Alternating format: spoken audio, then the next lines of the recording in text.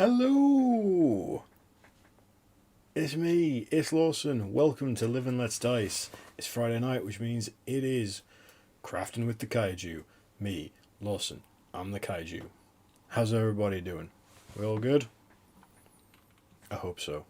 I hope you can hear me because I am forever tweaking this setup, so I'm never too sure when the technical difficulties are going to arise. So we shall see. We shall see. Hey, Julie, how's it going? Yeah, I'm doing really well. I'm excited to get some more Friday night painting. It's become almost sort of like Pavlovian. It gets to the Friday night, and I'm like, I gotta paint something. What am I gonna paint? Let's find out. Hey, Jacoped. Why is the chat? Right, so I can see the chat on my stream, but I can't see the chat on the thing here. Why is that? Let's have a look here. I don't know. Curious stuff. But I don't want to mess with the studio stuff too much because it'll just, I don't know, explode or something on me. And I get bits of YouTube in my eyes, and I don't want that. I'll tell you what I'll do. Put it up on my phone. And then I can kind of see what's going on. So if I need to catch up with the chat, it's just right there. Come on. Sorry, my phone's a bit slow. There we go. Hello, Lars. Hello, Jackped. Hello, Jekka. Hello, Valak. We all good? I hope so. Let's get that out of it. I'll have it. There we go. Ah, you see, people have been chatting, but I've just not been able to see it. Beer in Hand, Brothers of Metal playing. I'm ready. Oh, I love this. Yeah, I've not been able to see these ones. They've only just started popping up for me now. That's terrible. It's terrible. So we'll keep this to one side, and hopefully I'll be able to keep my eye on everything. So yes, today I was like mulling over in my brain, like, what am I going to paint? And I was like, I'll go and paint more Curse City because I like Curse City. You know, that's the thing that I'm about right now. And I was like, what do I want to paint in the Cursed City? I was like, well, these deadwalker zombies, these are going to be turning into probably the basis of, like, the entirety of, like, the battle line of my eventual vampire army. So I need to find a way how to paint these en masse quickly. So I was like, right, I'm going to challenge myself, and I am going to try and paint 10 of these in 2 hours, or at least see how quickly I can get as many done in 2 hours.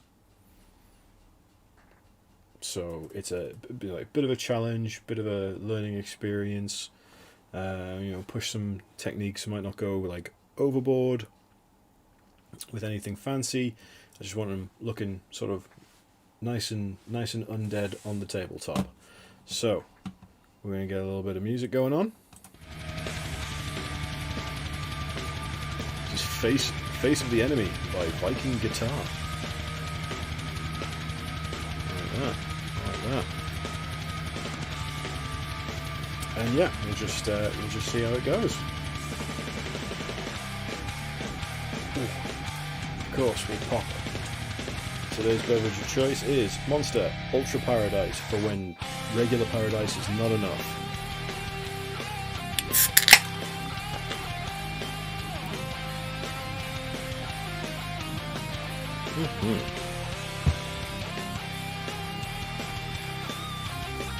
Hey Sid! Hey man, good to see you, thanks for dropping by. We're painting Deadwalkers because the thumbnail probably gave that one away. I was also very proud of the title of it, It's a Deadwalkers Party, in homage to one of my favourite songs, Oingo Boingo's It's a Dead Man's Party. Just let us know if like the music's a bit too loud. Ah, is it loud? Right, yeah. Let's get that down. Nope, that's 2. There we go. We'll try that. There we go. Hopefully that's a little bit better. So yeah, I just picked up a bunch of paints from my desk that I thought would make for like good zombie stuff. And let's see say it was again. It is Face of the Enemy by Viking Guitar. Fucking slaps this. So yeah, I just picked up a random assortment of various like base paints, a couple of like contrasts, some washes and things like that. So I'm just gonna play around with different tones and just see what I can do. The idea is I want to do something quick, so like just slap down some quick base colors on, and then kind of just go from there. See where the wind takes me. So we'll just we'll get started. And so I've got a bunch of these. So the kind of the sort of half plan I had in mind was to, because there's like 10 of them, maybe like take 2 or 3 at a time, slap one base coat of a skin color on them, and then then put something else on the others. So they've got different skin tones going on, but they'll still look like pretty cohesive as the undead. Or they won't, they'll look like a shambling mess, which will be the cohesion that I'm looking for. Paint is strange.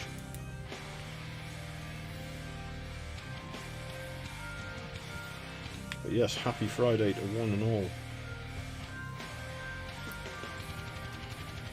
Thank you very much for choosing to spend your Friday evening, or your Friday afternoon, or your Friday morning, time zone limited, with me. And some paint. Some other lovely, lovely people.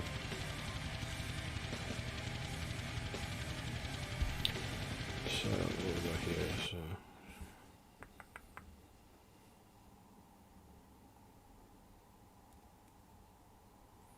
So oh, he's like, oh, he's pretty much shirtless. Is he shirtless or is he? Yeah, that's shirtless.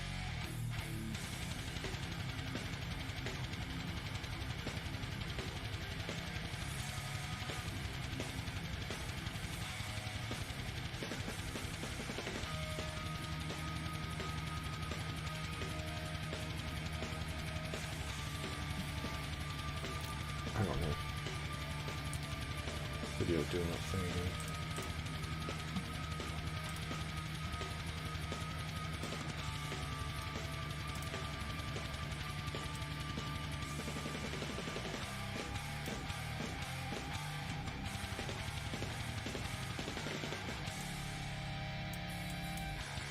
Let me just play around with the video again.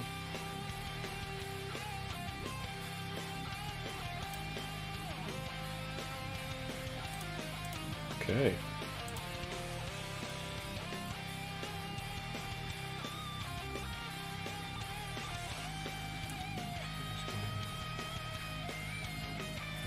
I've never taken part in the Guardian games, so I'm not entirely sure what the deal is with it.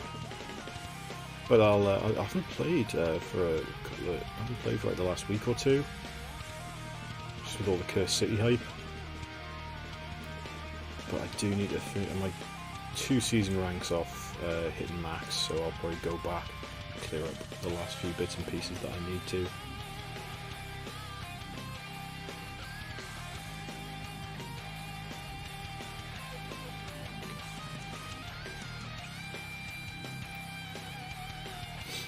Also, not too worried about being a bit messy, because they are zombies, so they're not famed for their formality. As long as I can get some kind of paint on them. I really should have got a little paint handle. Sheer hubris on my part.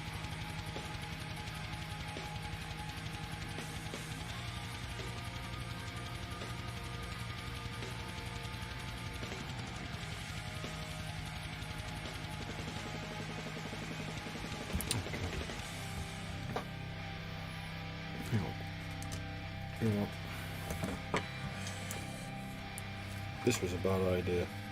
I realise this now. I thought it was a good idea. It's not, it's a bad idea. Excuse me. Hello, microphone.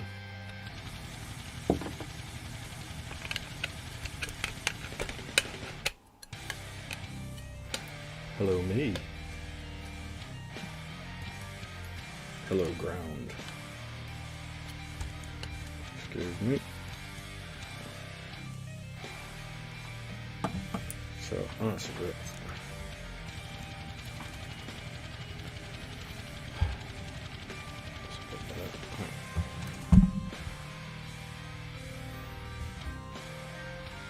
Yeah, there we go. Yeah, that's a bit better. I'm less likely to go careering off the camera there. But I am more likely to drop stuff, apparently.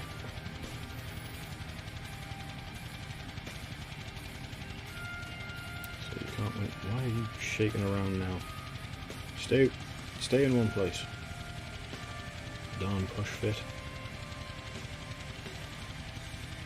So I'm quite happy that this sort of heavy, this skin colour that I'm going for already is drying a bit darker than I was expecting, so that's good.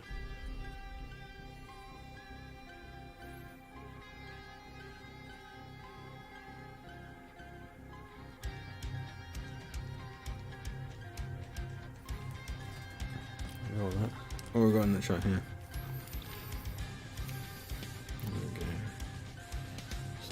Okay. Warlock gang. Ah. It's all got it's all about the Titans, man.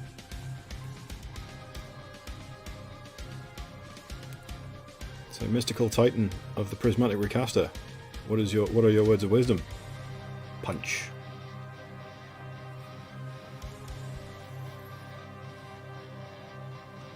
Hey, Lauren. Thanks for stopping by. Hope it's all is well.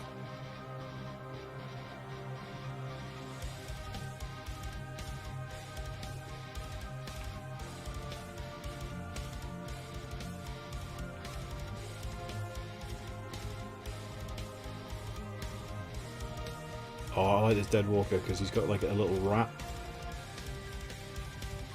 base. And it kind of looks like he's like sort of like pulling away, like, no, don't go. I mean, really, he's just biting his ankle, but you know, I like to make up a little narrative for these things.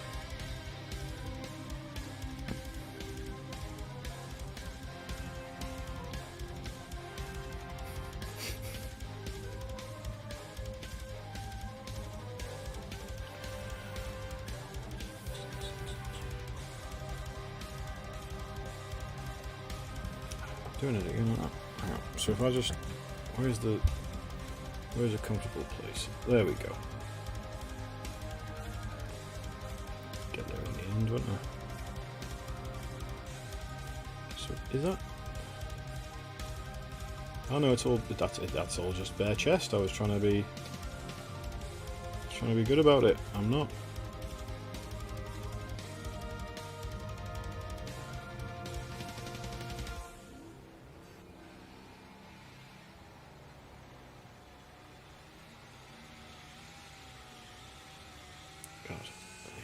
Right, I'm beginning to see places where I should have just glued these bastards down onto the base.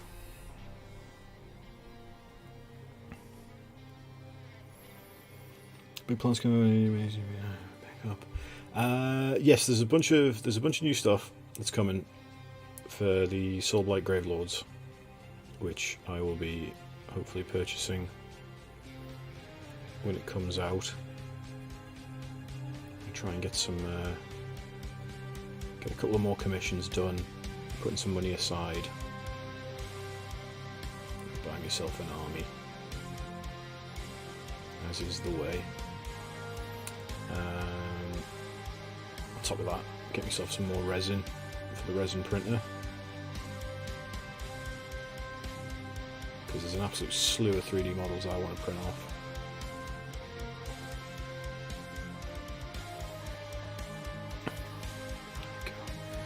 So we'll get like one more of these done in the grey.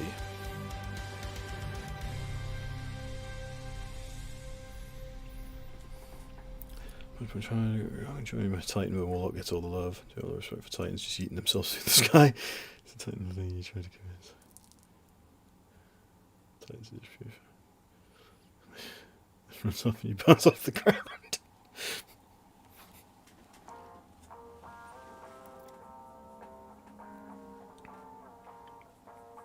Titans are great, man. That's where it's at, because as soon as, like, when you play a Titan, no one expects you to be able to competently play, which works great in my favour because I'm not a competent player at Destiny 2. So people just get like kind of pleasantly surprised.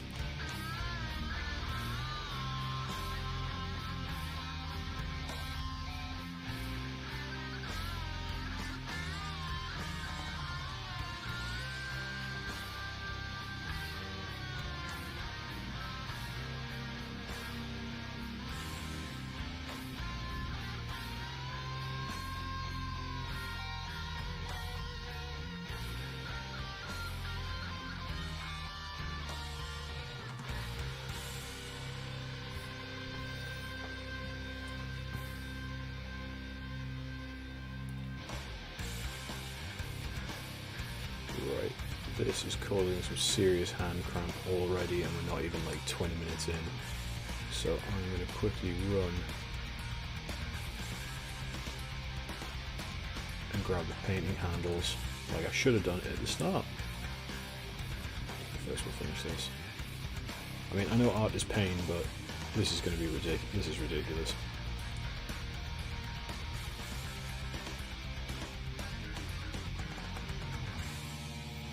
My giant spam handles can't handle this. Right.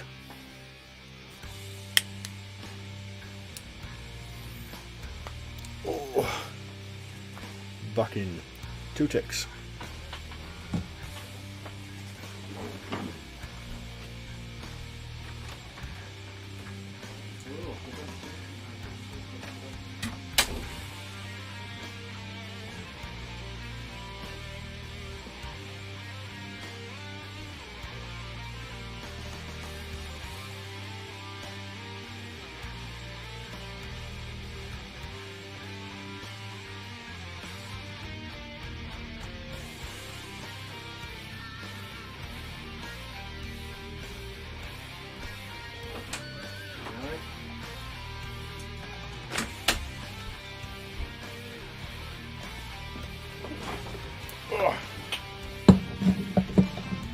He's back.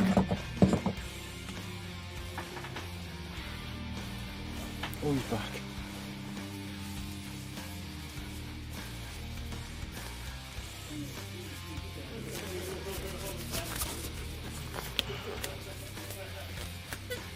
There we go. So we'll just...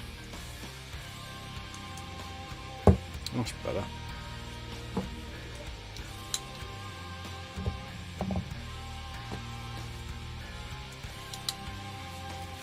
Oh, much better already.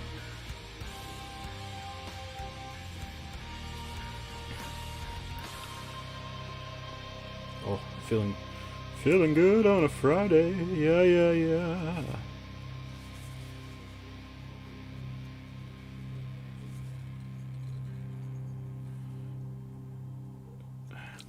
I'm just gonna need some and put a dollop of glue in there.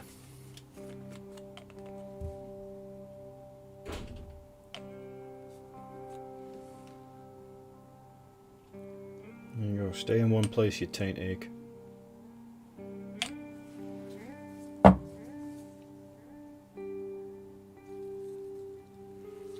Okay, I don't know why I put these in the holders, because I've already done like the skin on them, so we'll put them to one side and we'll start on the next lot with different skin. Oh, many skins.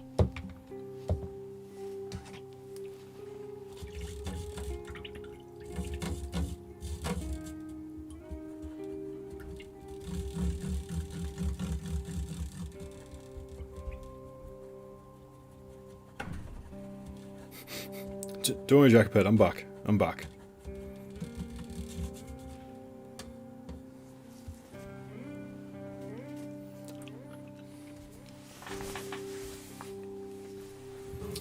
Yeah, I just play Titan because I can't play any of the other classes.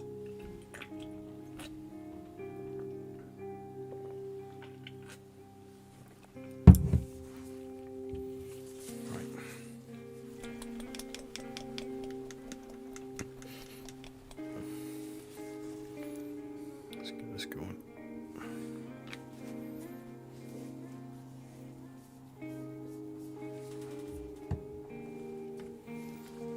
So I'll get our 3 deadwalkers on the go.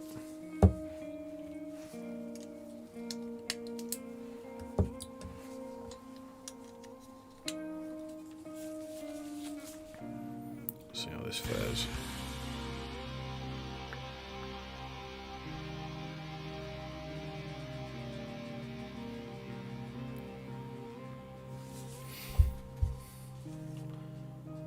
Same again, we're just gonna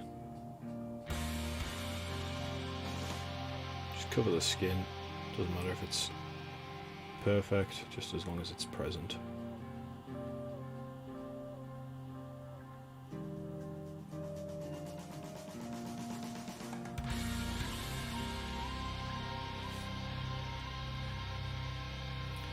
We can always start to get neater as we go along.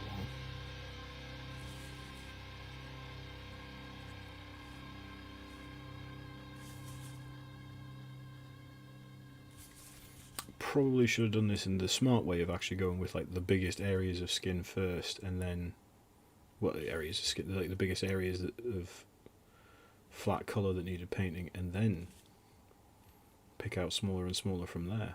But we are not smart people here.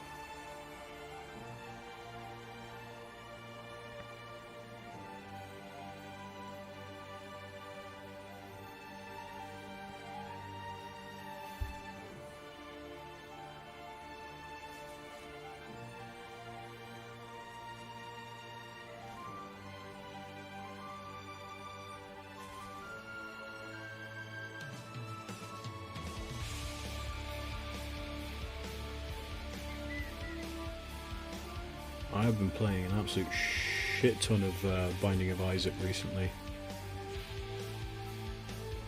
That has been so much fun because the new expansion dropped at the end of last month, and that's been my go-to game.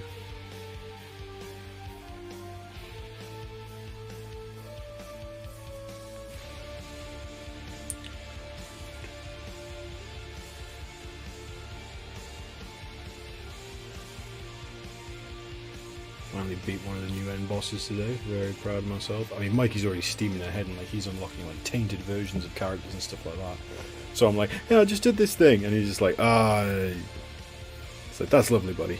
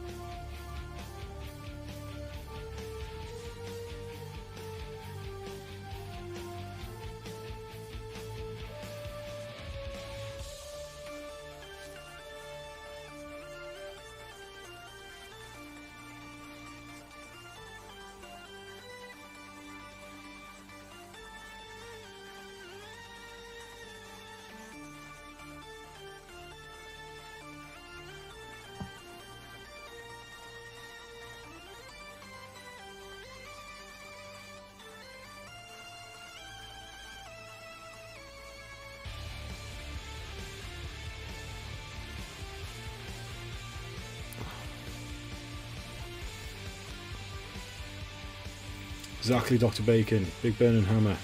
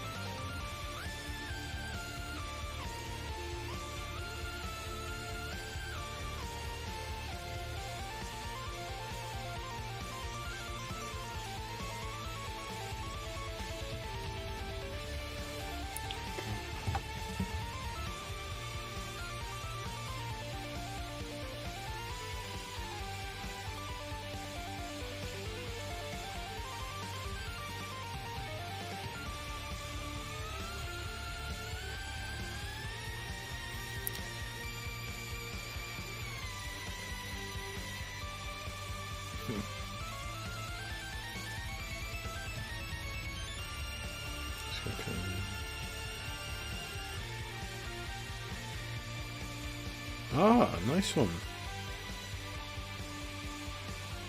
Nice one, Balak.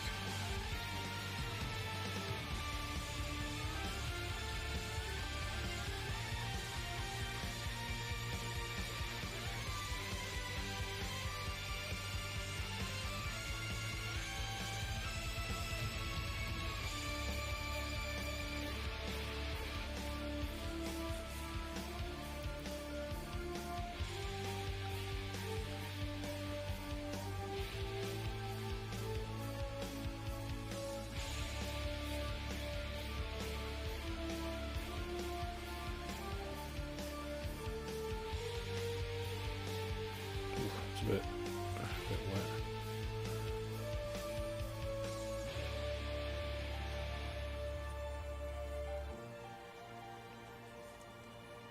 Get amongst it.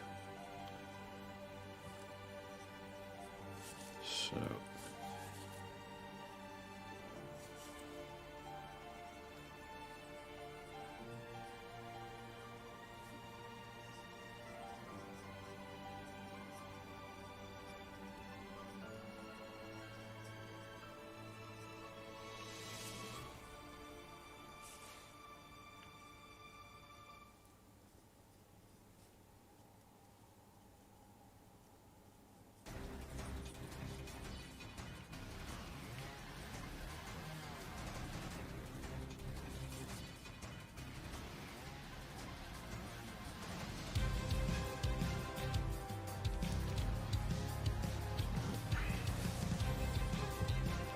So another 3 done with the skin.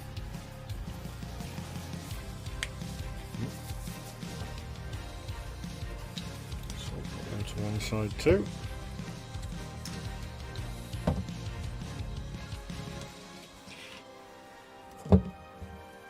Right, what else will make a good skin colour? So I've got like a warm grey, a neutral grey,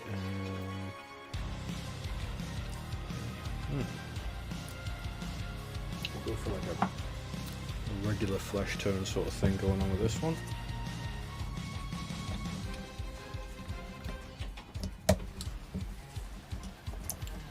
Just pop them on.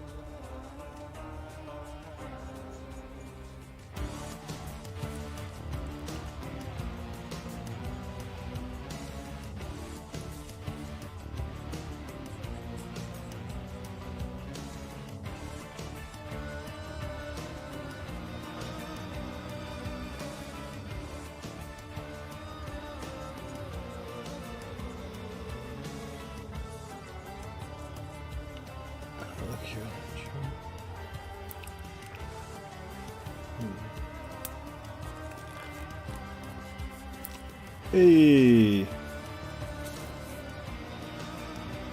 You're right, Jules. We're painting some deadwalkers from Cursed City. Set myself a bit of a challenge to see if I can get 10 of them done in 2 hours. We're half an hour in. I don't think I'm going to do it.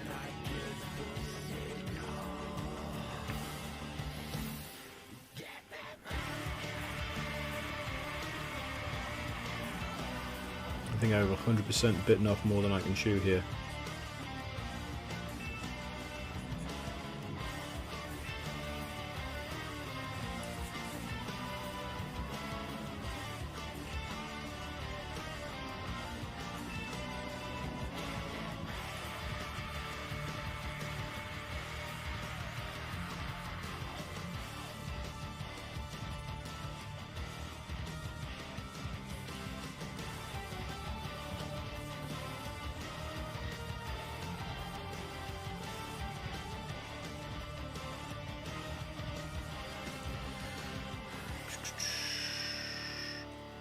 Not sure if I'll be able to get it done, but I will at least make a fair dint of progress.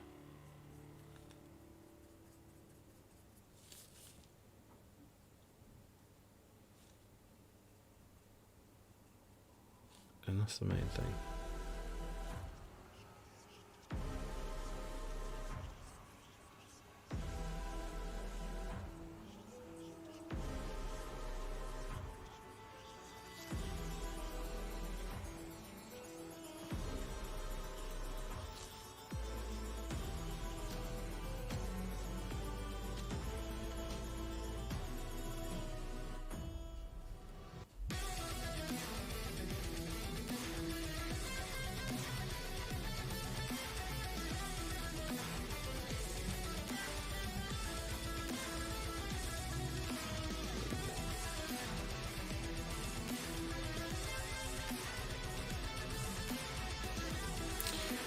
So it's mainly just going to be base coats, washes, and then probably a bit of a dry brush. Was the main thought process that I had. Nothing too fancy, but I wanted to keep them not looking as uniform. So I'm going for a couple of different skin tones.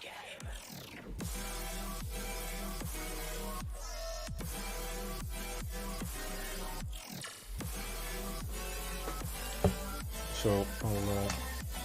I don't know how well they'll show up on camera, but kind of see that going for sort of like a pale, a warm, and then like a fresh tone, and we're all just going to slop some different washes on and get them going.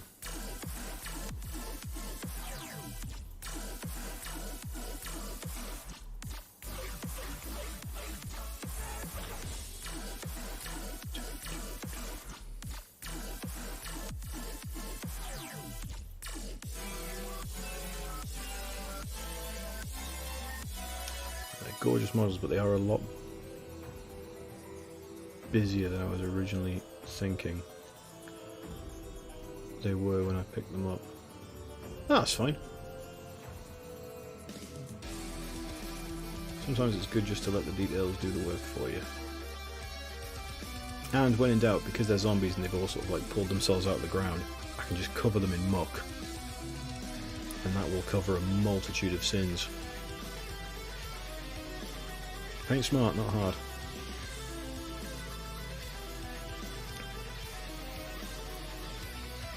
Oh, there'll be some extreme washing.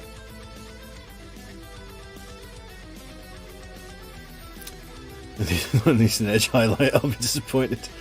I don't want to disappoint you, crazy dog.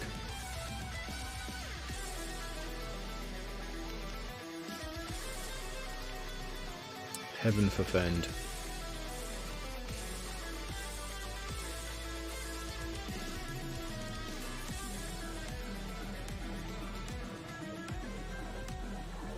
Like, if you've got yourself an Instagram page and you're not already following Crazy Dog on Instagram, you should be, because he's been posting up his his work on his Death Army, and it is amazing.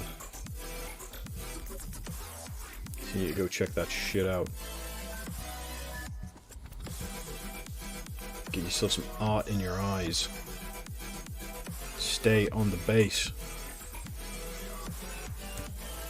Okay, good stuff. Just does drink the water. I can't promise anything there. But nice to see you, Jengo, mate. I hope you're doing well this Friday Eve.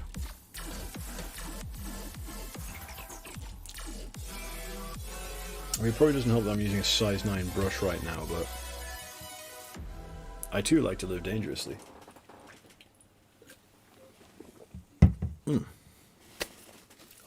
Lovely. Right. So there's like one dude left here. So I might just give him a proper mad skin tone. Yeah, let's make him like a bit... Make him a bit pink or something, a bit purple. See where that takes us.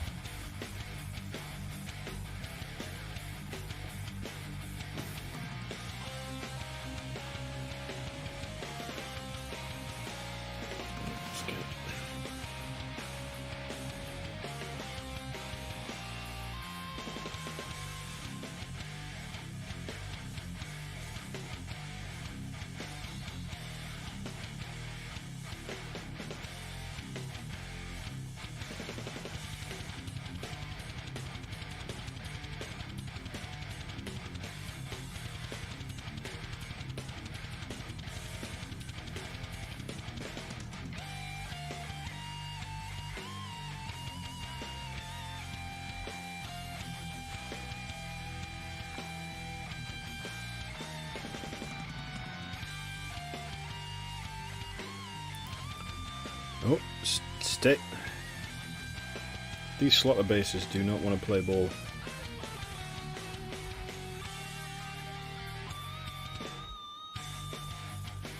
These are gorgeous but unruly models.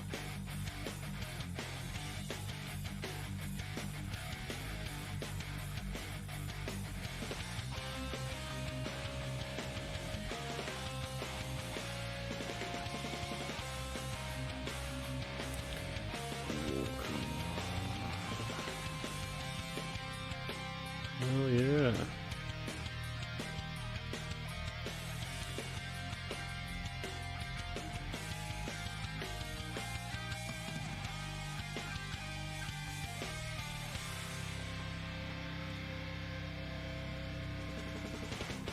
Right. What type of music produces the best and most elegant painting outcomes?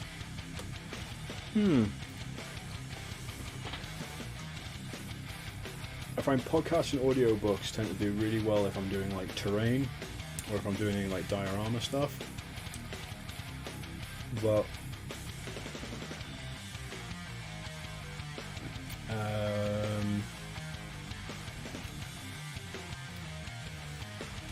something like I like something heavy for rank and file.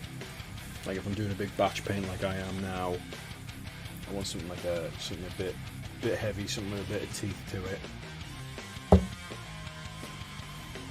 And if I'm doing character models, I quite like something that I can sing along to, or have a bit of a bop with.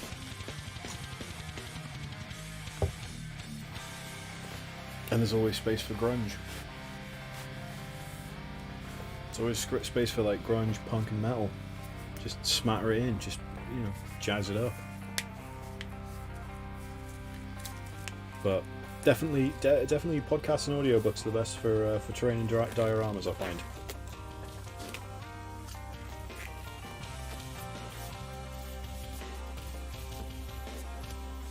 Oh yeah, lads, yeah, I remember you saying you were going back to the to your classic Bloodthirst there. It's cool. You have to post up some pictures in the Discord. Which reminds me, I can't post it because my chat's not showing up. Oh wait, no, I can do it here. I'm a genius.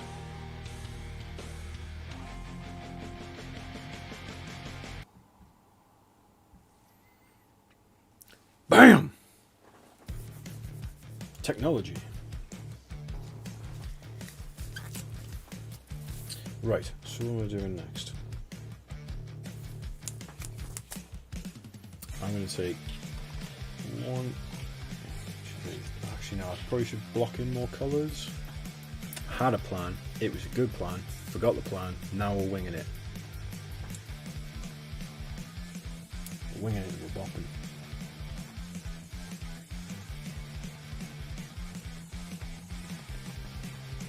Yeah.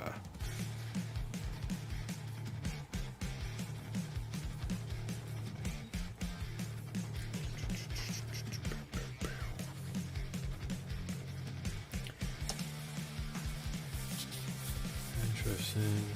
New work. Wonder what happened if Coldplay was on. If Coldplay was on, I would probably just turn it off. I'm not a fan of Coldplay. It's not like a kind of like it's gotta be metal. I mean, sure, it's gotta be metal, but Coldplay just doesn't do it for me. You know, I like sort of like, you know, more pop and easy listening, but just doesn't. Coldplay just doesn't tickle the pickle. Right, so where am I going here? Maybe some clothes. Maybe I'll paint some clothes on them. Paint something that's going on with the clothes. I don't know, maybe.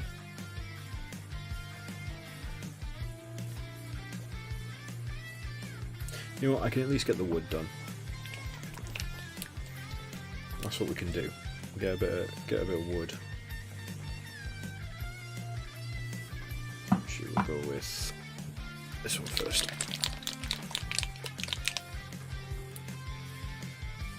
Oh, calm down there.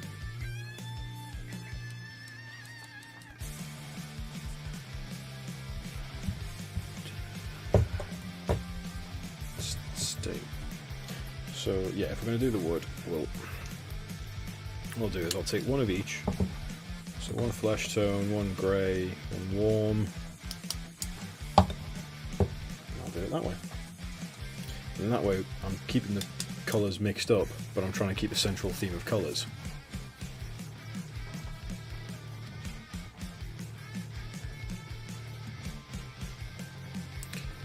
I couldn't get away with anything after the first album for Gorillaz.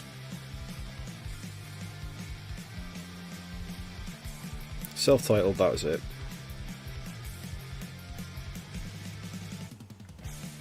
Although, a funny story about like the first Gorillaz album was my mate had a burnt copy of it that he got from, you know how everybody had like your parents' mate who could burn CDs. So he had a burnt copy of Gorillaz' self-titled album. And it was the full album, but also there was an extra track that had been put on it, which was Billy Idol's Rebel Yell. And my mate absolutely was adamant that it was in fact a Gorillaz track.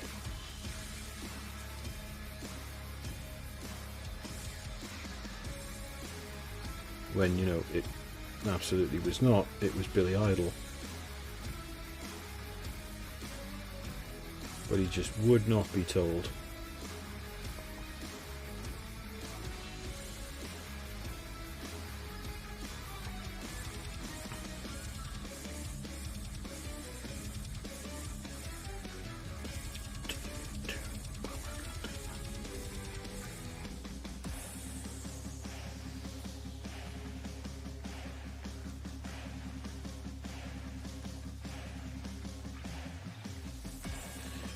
Probably an idea that I switch to a smaller brush at this point, because I think using a size 9 on this detail is it's not the smartest idea I've ever had.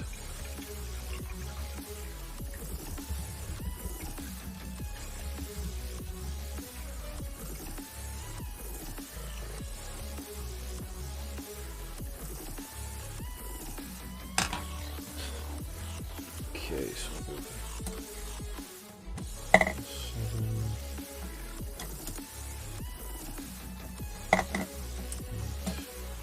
6. We'll go for a 6 and see how that goes first.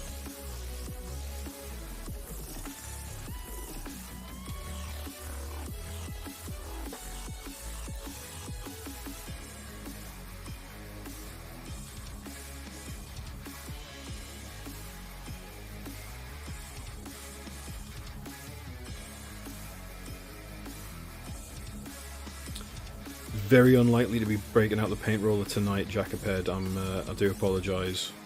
Maybe one stream. Maybe I'll do some kind of challenge stream where I just start using stuff that should not be used for miniature painting.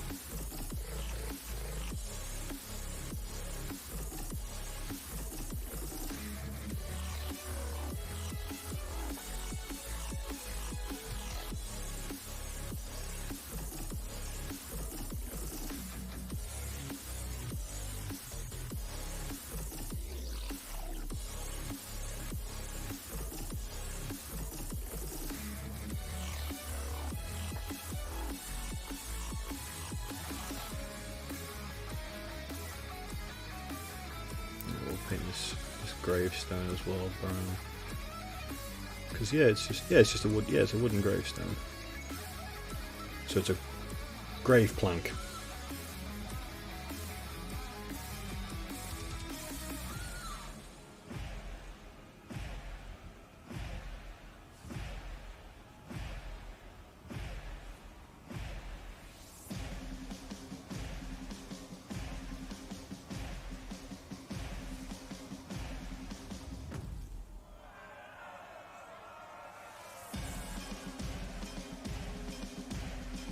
I don't know where this track's going, but I like it.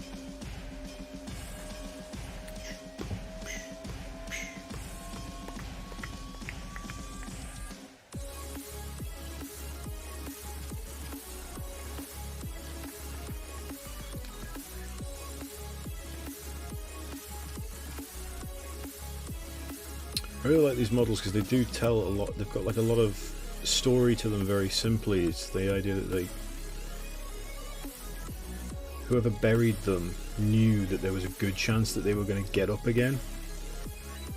So a lot of them have got like shackles. They all have stakes driven through them. So they go through the ground, through the coffin lid, and into the body itself. So it's this nice sort of like visual narrative that wherever these things come from, the living understand that the dead don't stay that way.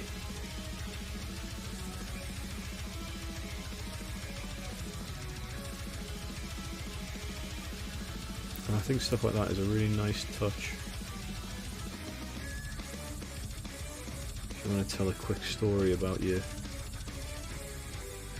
models. Okay, that's cool. That works. Tell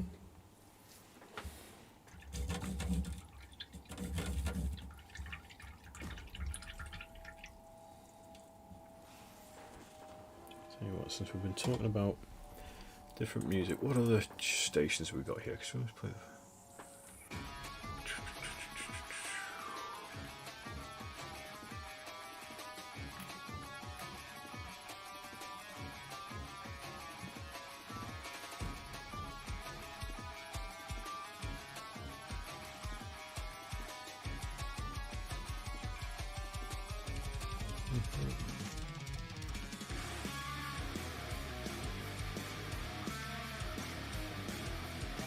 There's one just titled Epic.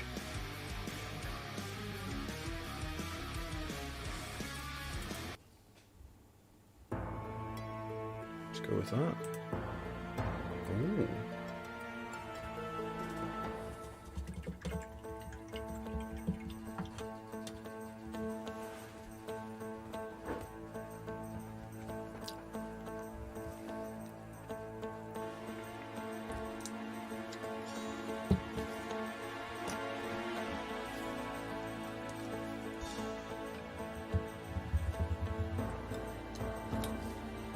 Okay, so we've been painting in one type of brown, so now we're going to go and paint another type of brown. Is it epic? We shall find out. I've put the epic station on, and we shall put it on the scales of epicosity. See if it is found wanting by the monsters and mechas of Friday Night Crafting.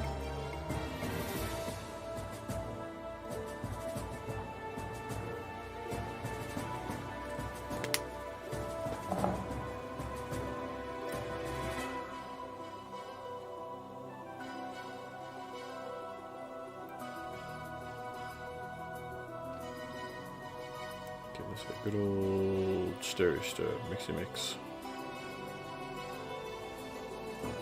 Okay, so I'll take one of each again.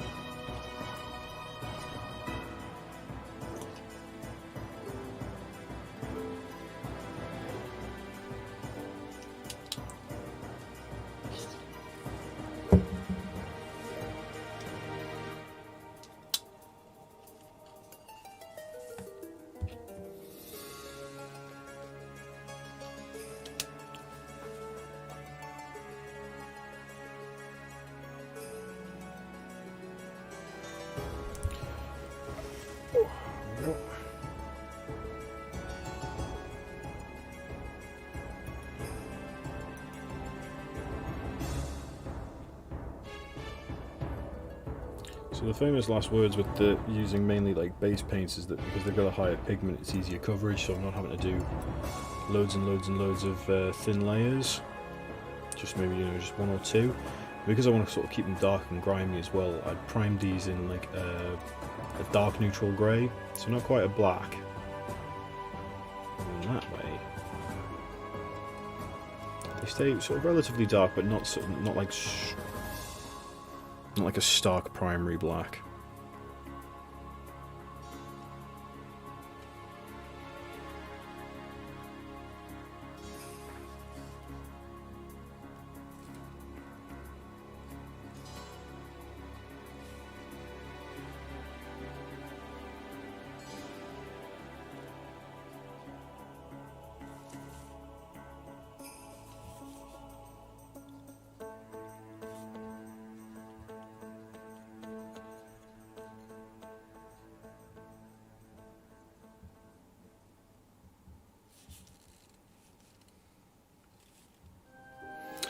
We'll stick with it for now. We'll stick with the epic station for now, and then we'll see where it goes after another track or two.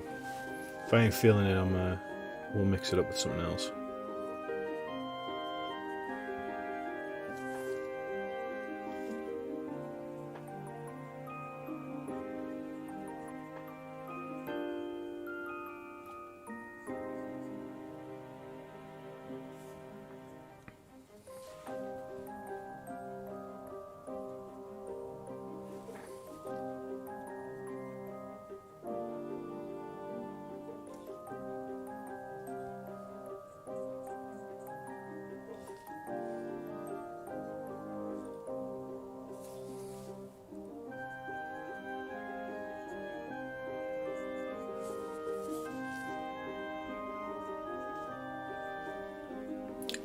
You know what? I'm not going to give it. I'm not giving it the 2 tracks. This is not.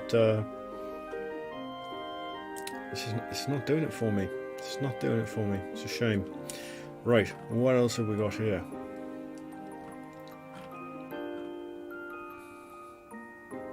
This is always a mixed bag. It's just simply entitled alternative. It can't find anything using my parameters. Right. So let's try.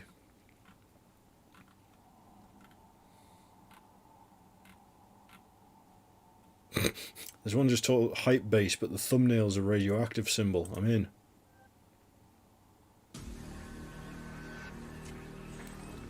See where this goes.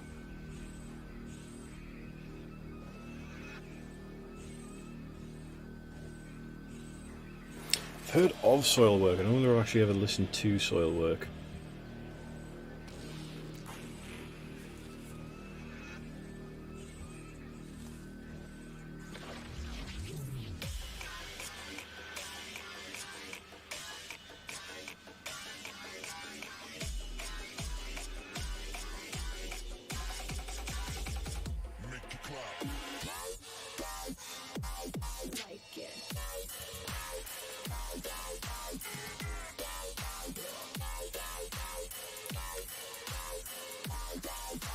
This doth butter no parsnips neither.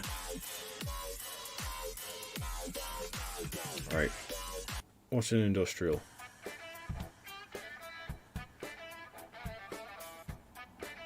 Right. That's a good start. It's not what I'd call industrial, but...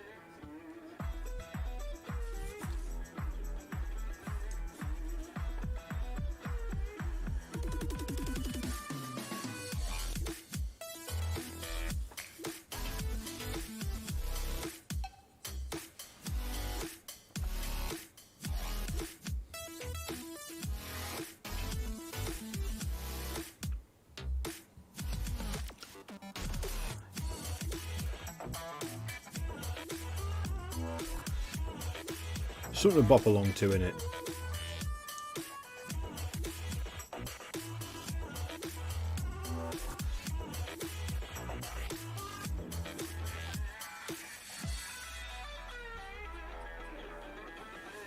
Okay, there we go. So there's more wooden planks done.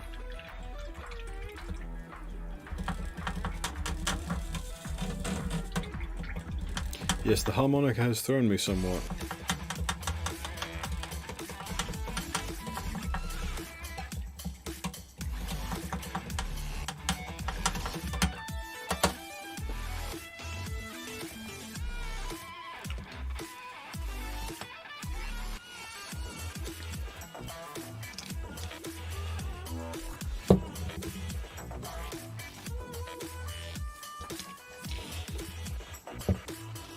You know what? Not too bad. Not too bad at all.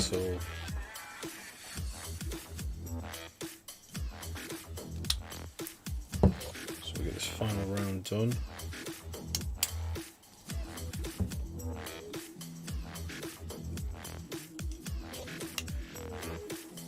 So I know there's 10 and things like this one. This guy I may designate as just sort of like my little zombie champ. I'm just going to do some like weird and wonderful stuff with him on his own. Oh. Right, so use that one after. Ooh. XV88. That could be a nice one.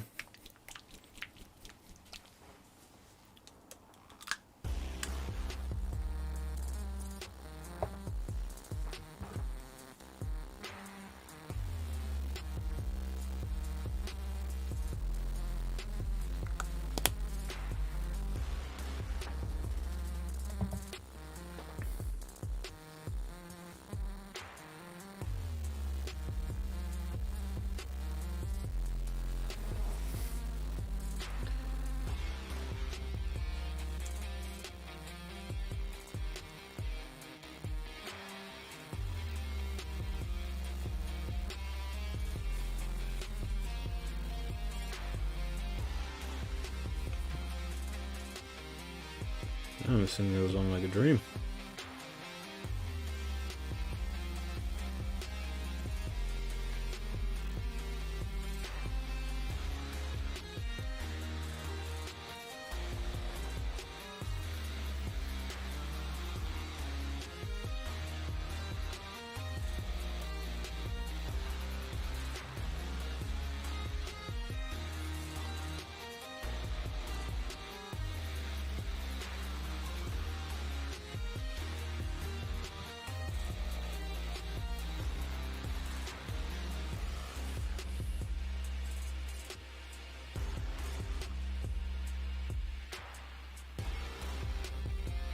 I love the size of this brush, but the tip's buggered.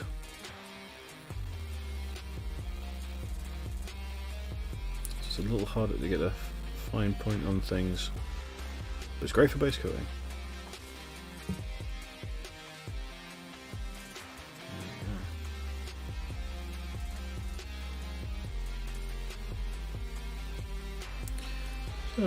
asked for like a year now. How did John come to join the D&D party? So that was John and Jules know each other because they were at a video game convention of some kind together, where John was performing and Jules was there with his day job. And I think they hit it off because of course they did. They're two very cool dudes. Why wouldn't they? And I think the pair of them always said that they wanted to do something together, and that just happened to be D&D.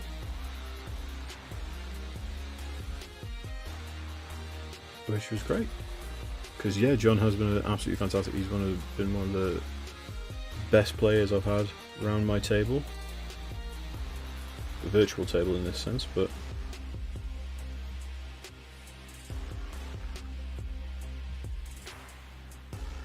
he's just a very nice lad. I'm very much looking forward to seeing him in person at some point, restrictions permitting.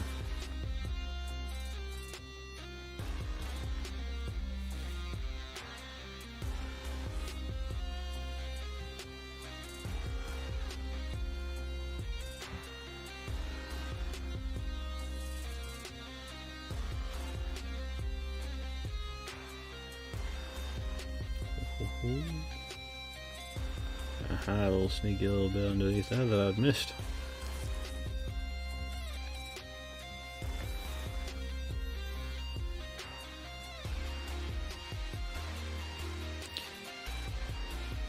Yes, he's taken to the murder hobo life like a duck to water.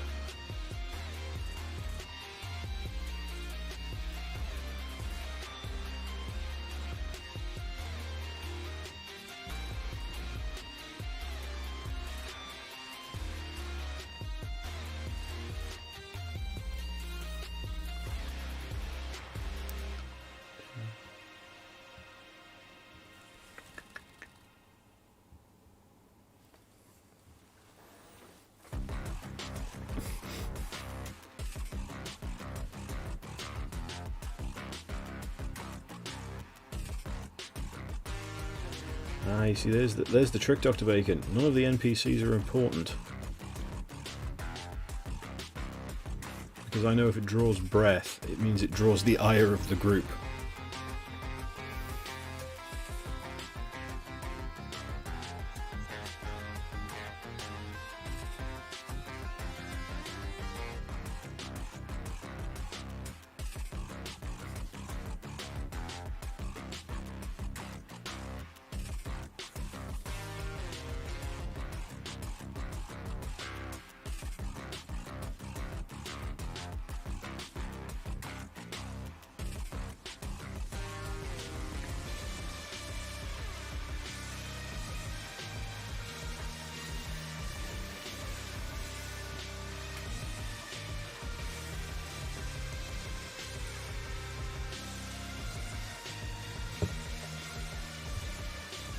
There we go, so that's all the...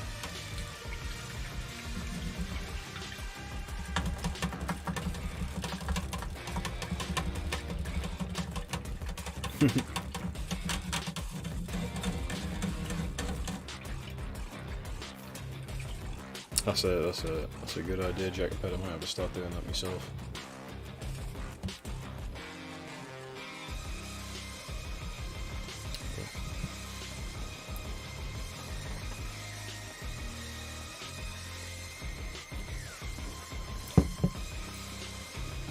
Oh. Right. So that's done.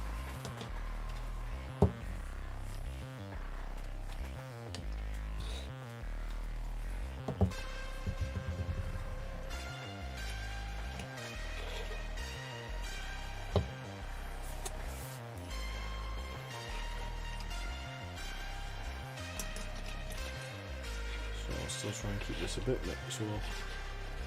It's great because with each stage of painting in like different colours and things like that, they all get a bit more mixed up, but they all still end up looking a bit reasonably sort of together-ish.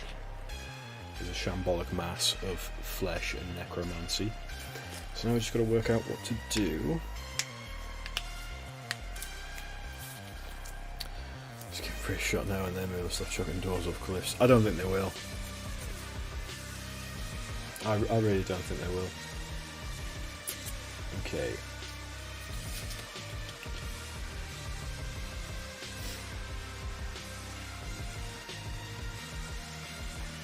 What is a good colourful cloth?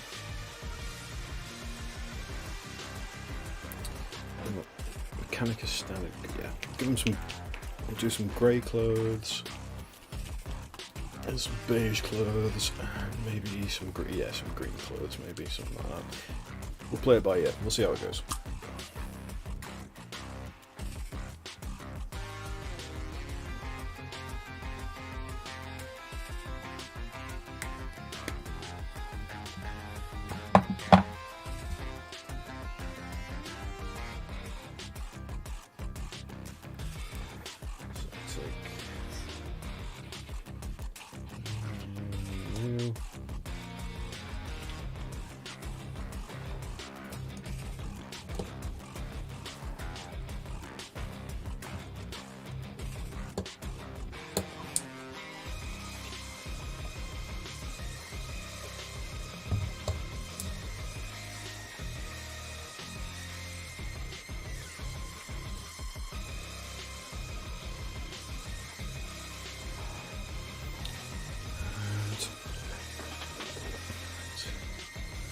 So these guys just got pants. So just paint some pants.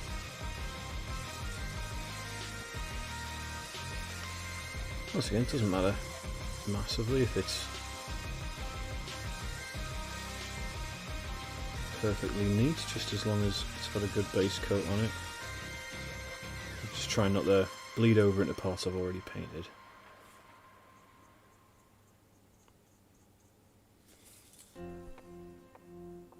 Although no biggie if it does happen, because I'll be probably running these guys in blobs of about 40. Knowing just the general gist of zombies and their hordly ways. So it's fine. You know, as long as they look alright from a distance, it's fine.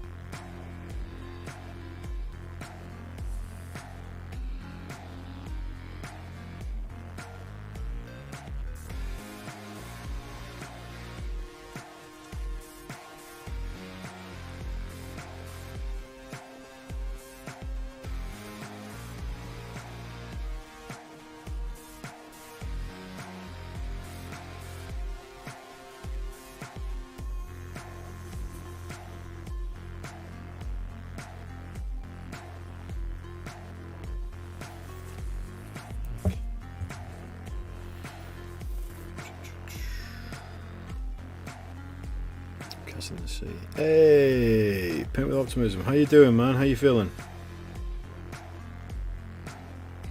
Thanks very much for joining with us. Paint some deadwalkers. Specifically, their pants. But soon, other things as well.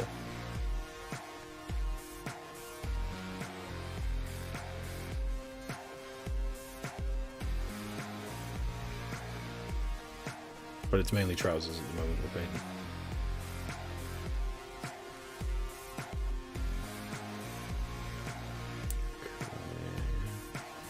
And as always, if anyone's got any questions about pretty much anything, you know, painting, Warhammer, horrendously bad medical advice,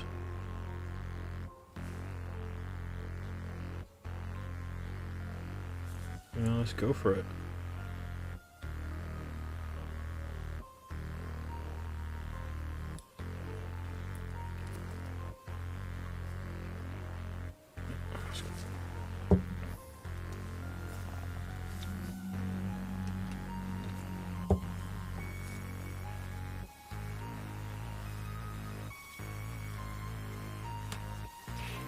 So tonight I'm trying to get. So I've got the Varg skier done. He's done. He's finished, which I'm very happy with. I primed all of Curse City in a wanna the other day, which was a good time. However, I stopped to do some other stuff. When I sat back down, I forgot to put my mask back on, so I inhaled a lot of aerosol, like a lot of primer. That wasn't good. I don't recommend that. Please, if you're going to use an airbrush or a rattle can or anything like that, wear a mask. Like, it's not cool. Sneezed neutral grey. You shouldn't sneeze neutral grey. But it's good to hear that you're doing better than you were yesterday. So yeah, we're doing the Deadwalkers tonight. On my main painting station, I've got the Death Rattle Skeletons and the Kosagi Guard, like on the go. I've got like a bit of a colour scheme going for them, so they're ticking on quite nicely.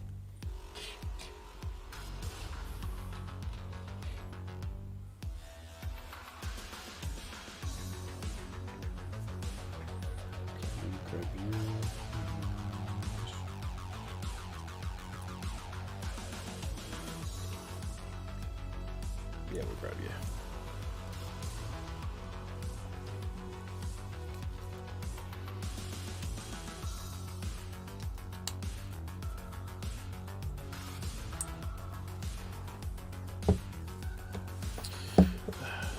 I thought some players creating characters that are intentionally OP. You have a player who wants to bring in a UNC pure blood paladin.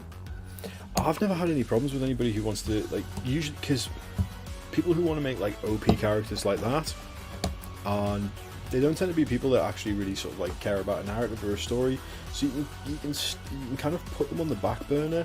It's great because they don't care about, like, people who want to make OP characters like that. Like, this is a broad overview and things, but because they don't tend to care so much about like any kind of like narrative that you're trying to craft, they kind of just want to sort of win D&D, which is fine. You know, there's you know, people can play D&D how they want to play D&D. You want to enjoy something the way you want to enjoy it. That's great, as long as you're not hurting anyone else. Double immunity at level 3, magic resistance, insane. It is, yeah, that is insane, but it also means, like I said, because they kind of just want to sort of like tank through any sort of mechanical stuff that's going, it gives you more chance to focus on other players. Like, their time to shine, this guy who wants to make the UNT, that guy's time to shine is a great moment when he goes through, like, you know, some kind of like poison dart trap and kind of like, you know, tanks it all and is like, ha ha ha ha ha, go me. That means you can put the cool spotlight of cool narrative moments or cool action pieces centered around people who want to play maybe like a little bit more cerebrally, who maybe want to talk a situation through, or maybe, you know, they've got their eye on something, or they've got kind of elaborate ideas to get around something. It gives you more of a chance to have a look around them. So I don't have any problems with players creating like OP characters, because it tends to be a player wants to make their character OP in a very certain light, and I think in one way or another, whether they want to be the life and soul of the party, or they want to be the smooth talker, or the negotiator, or the big hero, or like the galaxy brain. But that tends to, I think, sometimes, like, you know, people who want to just play to the strengths of the game's mechanics sometimes can get a bit of a bad rap for that. And now people who are making OP characters with the dogged determination to try and derail a campaign before it's even started, you're kind of like, oh, congratulations, you've won D&D, here's a tinfoil medal off your pop. But overall, OP characters, you know, people who are determined to create a character at a low level that will face roll a lot of like dice roll encounters, it's all right. These things tend to sort of like level out after a while, so you don't have to worry too much in the end. Yeah, I'm just going to start talking in circles if I say any more on that one. But that's a good question, though. I know people always have a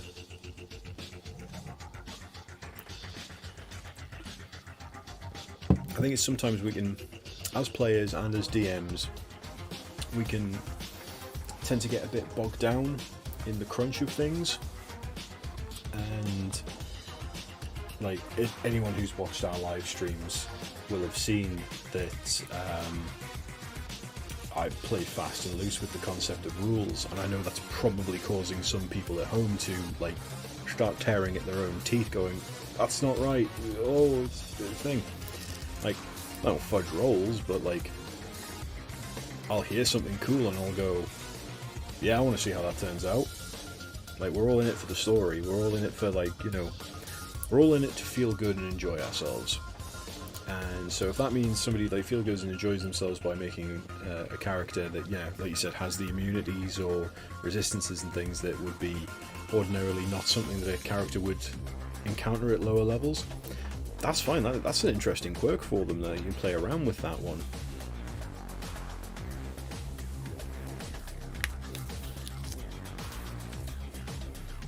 So yeah, what else we got here? Find shading, so it's a bit of a difficult process with the techniques you use. For shading, washes are always a good one if you're looking for something quick and dirty. I say quick and dirty, that's a disparaging remark on washes.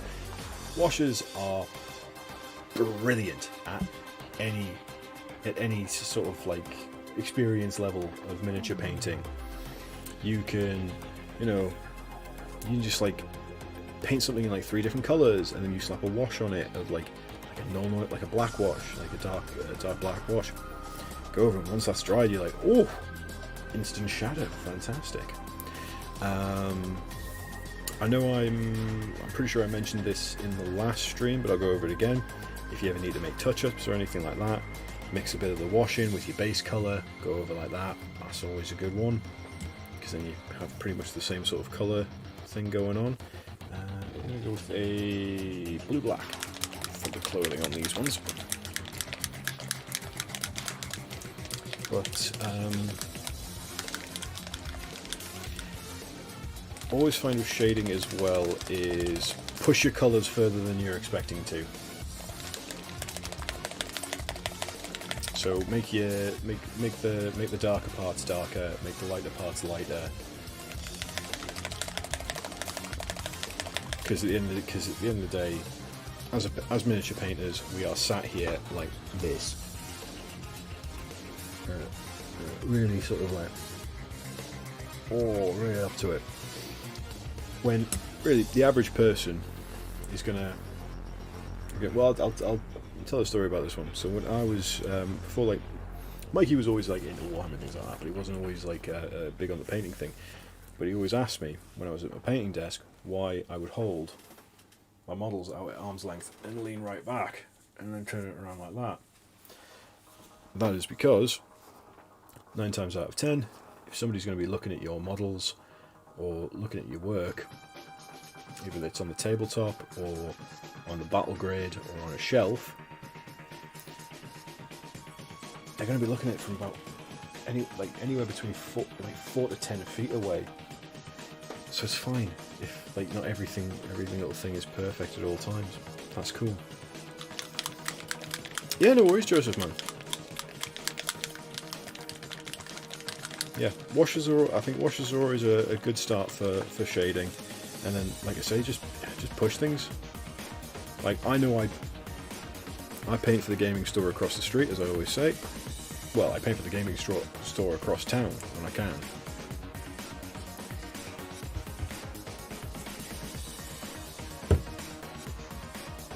But I think it's always a good idea to try and push your contrast a bit more. And another thing I was talking about the other day with a friend was spot colours. So when you're painting up a model, it's always a nice idea to, when you're making up a colour scheme for something, is to have a colour that is in like just completely in complete conflict with everything else that you've got going on with your paint scheme.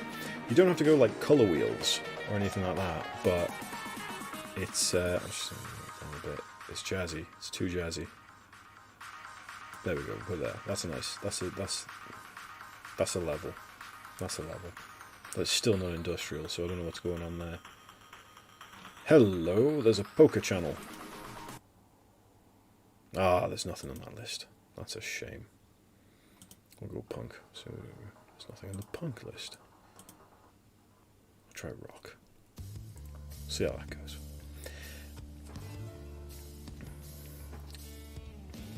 So what you can do is if you do a spot color, it's something that when somebody's looking, like I said, at your army or at your D&D models or anything like that, anything that you've got want to have like a cohesive theme for.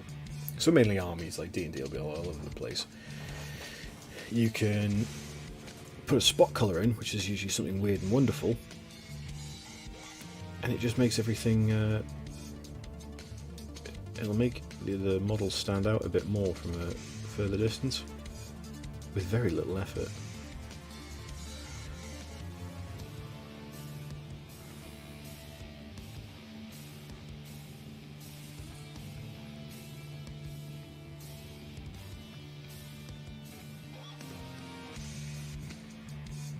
So I always use my Silver Templars as an example, because I mean it's not a colour scheme I came up with. Something came up with by GW, but the spot colour in that, like the Silver Templars are, as the name implies, mainly silver. So they've got like a fair amount of like black trim to them. But they have yellow shoulder pads and yellow aquilers, and that really draws the eye.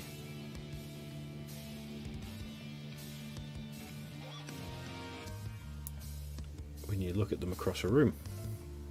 And that works really well.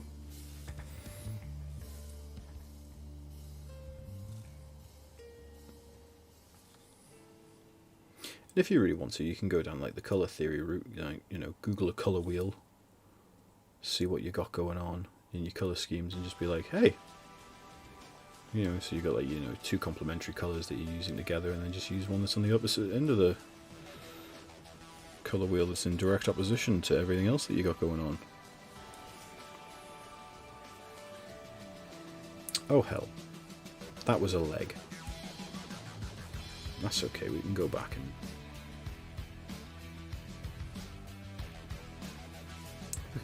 get that.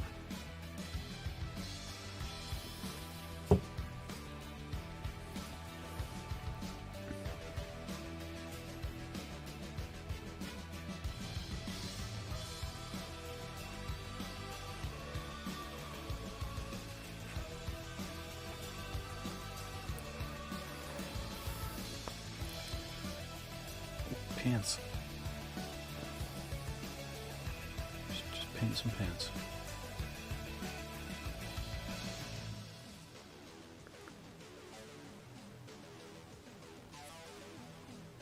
There you go.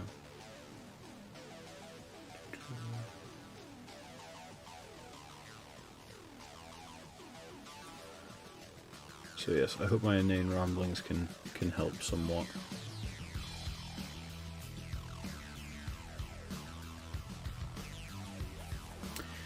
Yes, Jackaped, we should be back on this Sunday for D&D.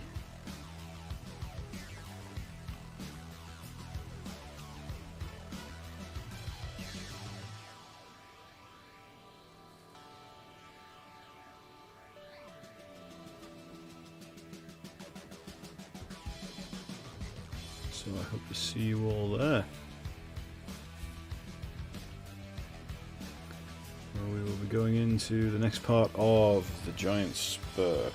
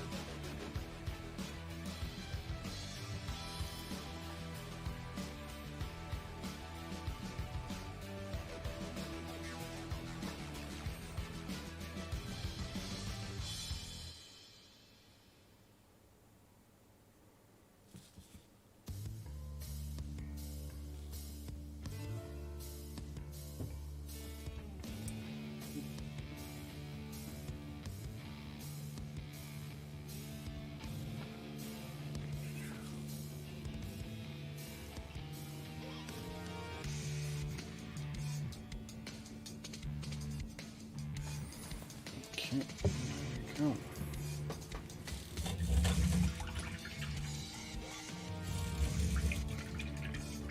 Oh, one of the best parts of the week. That's just, I really appreciate that. I think this will be almost a year that we've been doing it. It's mad.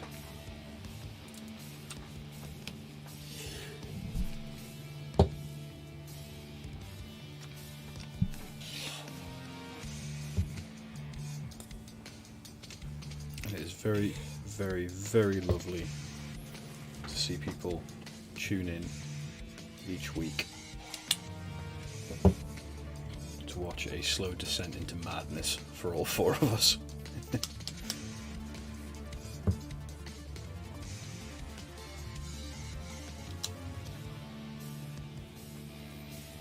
Right, okay, so I need something like that. What are these guys?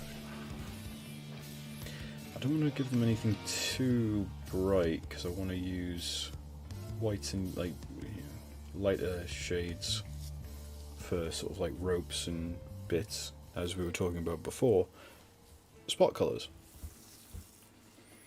So I think, what's a good colour here? Steel Legion Drab, that's not a good colour. That's a bad colour. Ooh, black green. I'll try that.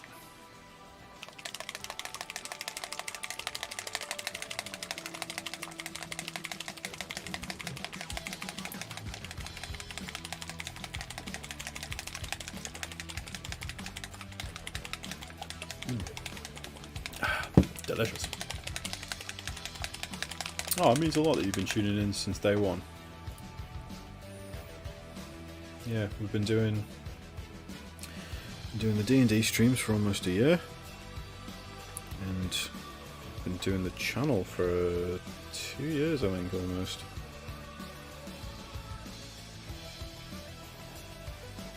Which is also mad to me.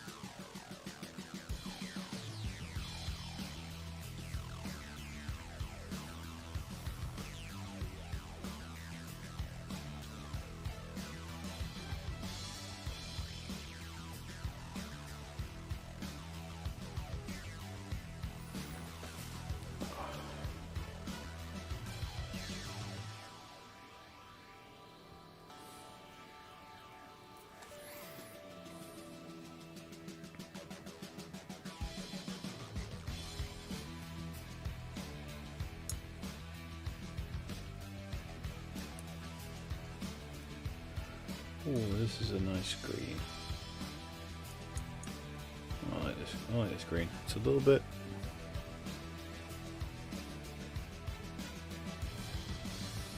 more transparent than I expected, but still lovely coverage. And a nice good green.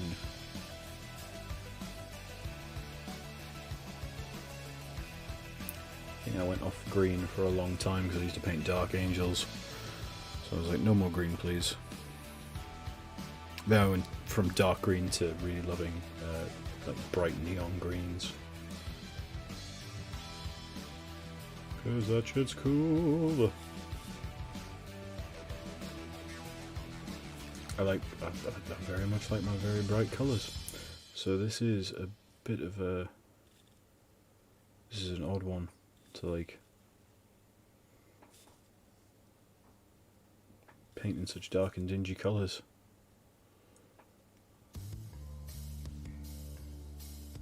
Trying not to let it get to me, but it's tough. It's tough stuff, but we can be strong. I think this stationery has like 2 songs on it. What is yacht rock? Once again, absolutely nothing. Right, you know what? We're going back to metal.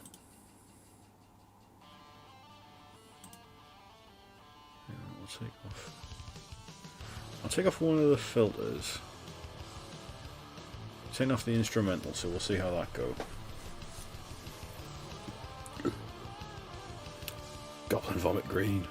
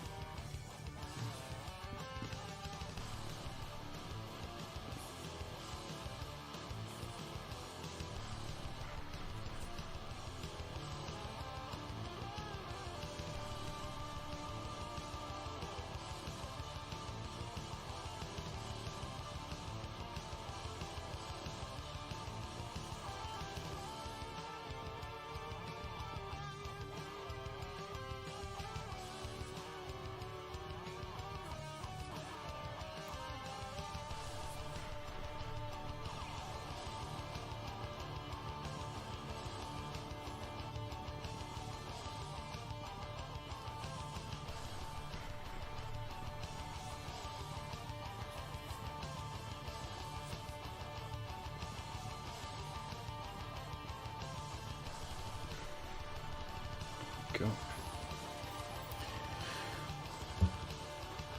Okay, just want to go.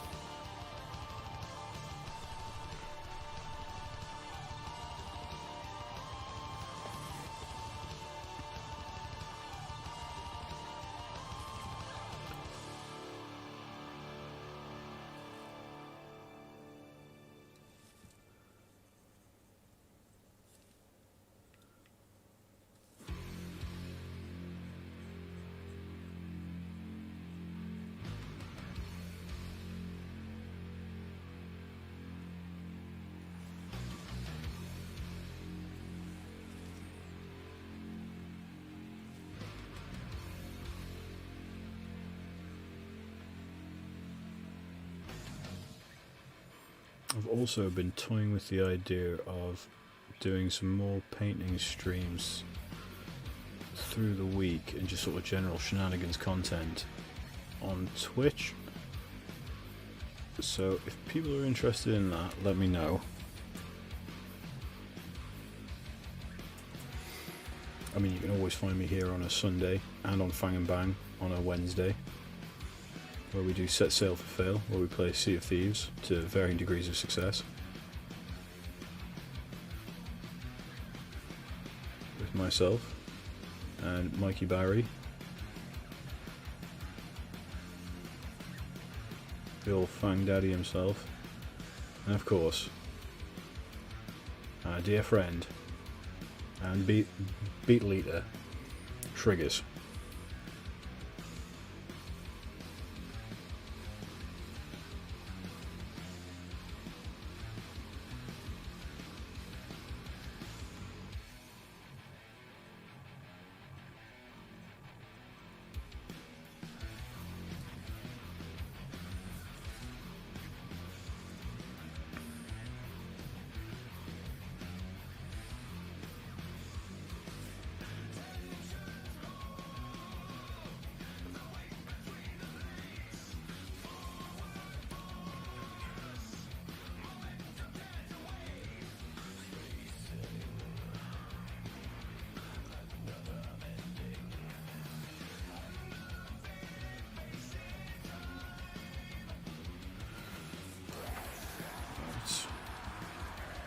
There we go.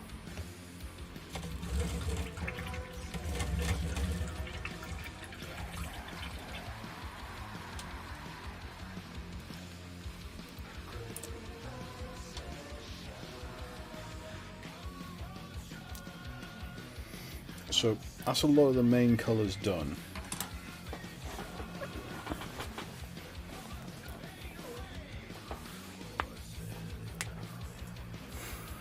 How are you, Aiden, mate? How's it going? Voice of you crash past. Aye, that's going back some time.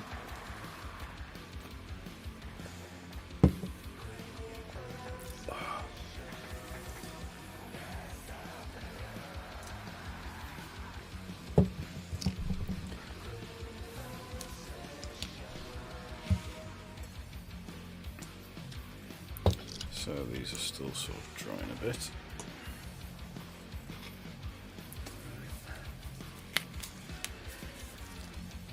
Oh.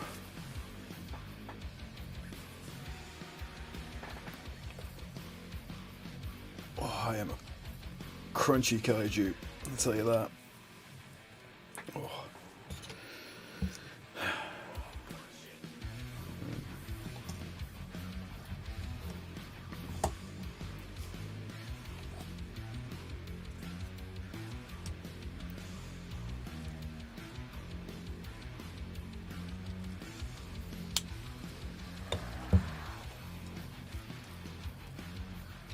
I appreciate that, Aiden, mate.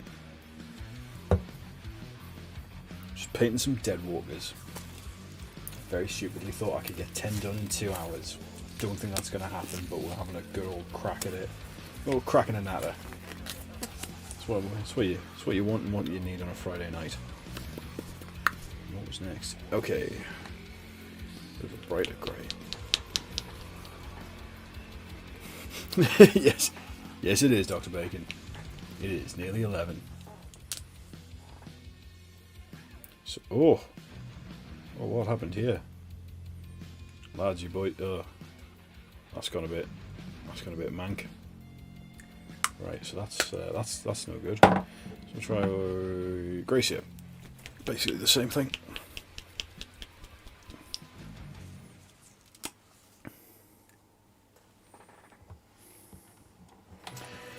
So here, Gracia is the sort of the base colour that they use for the contrast range. So I'm going to try and cover a multitude of sins.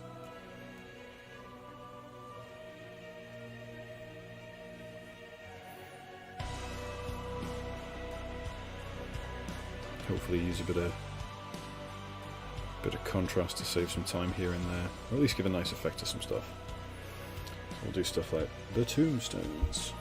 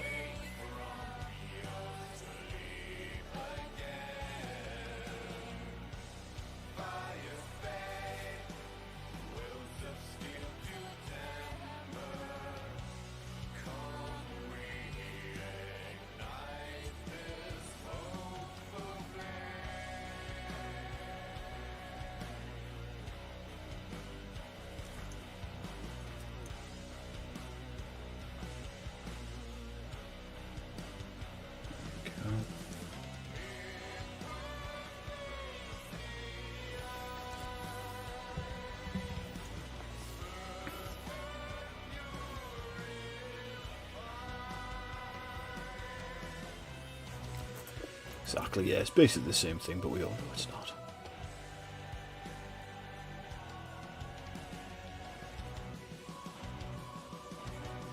What we're doing here is, I say it's a super secret technique. It is not a super secret technique. It's sometimes it's referred to as overbrushing, but I'm doing it a lot messier than you probably should do. It's basically like dry brushing, but you have way more paint on your brush, and you kind of just sort of, you catch it all, and you give it a coat. but there's still a fair amount of like.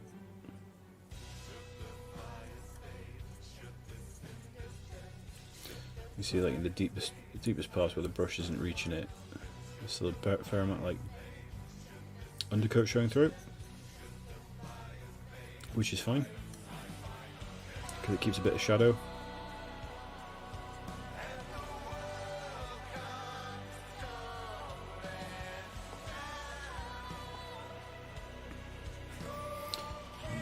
Too many. So he's got a bit of a stash going on there. Oh, mighty! Oh, he's got a mighty stash. So I'll just paint that in as well.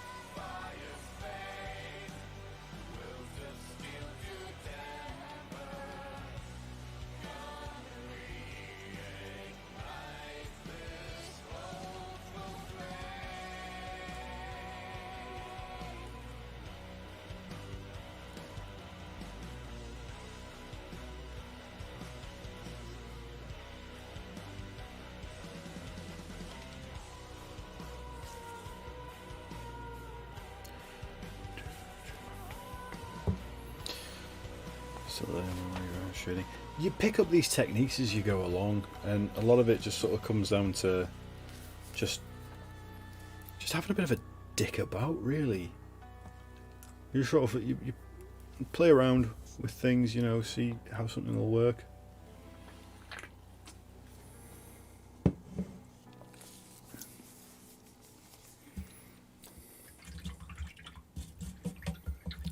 Gives a look at what? There's a lot going on right now. You want to look at some deadwalkers. Let's show some deadwalkers and we'll see how it goes.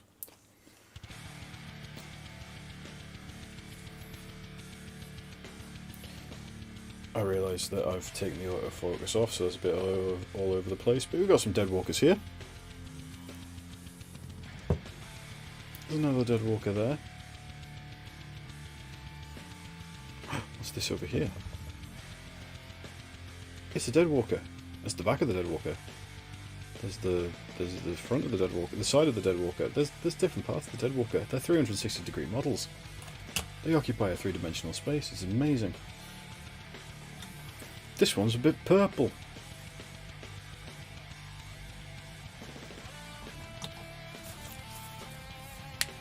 I like to think so.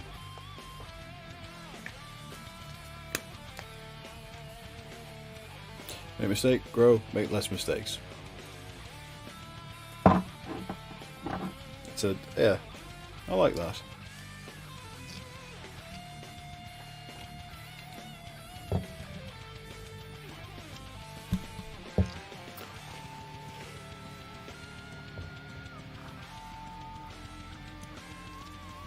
I can't wait to see it. But whenever you're ready to start posting your work in the Discord, that'll be amazing. I appreciate that it can take a little while to get your confidence up to do something like that.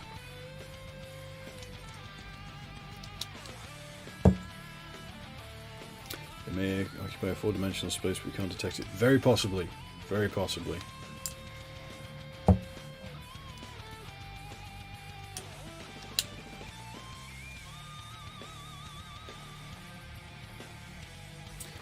Right, so we'll go with here.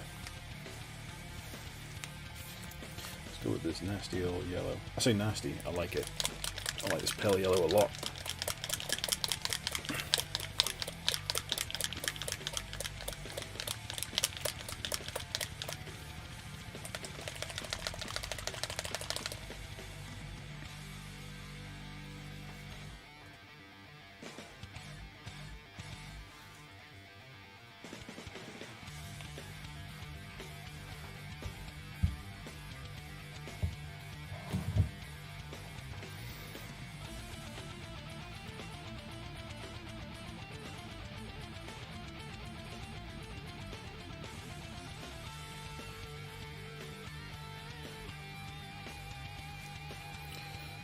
this goes. Oh, you want to give her a... Because I gave the other one a green bandana sort of thing going on, but I forgot to paint this one so she can have a nice pale yellow one.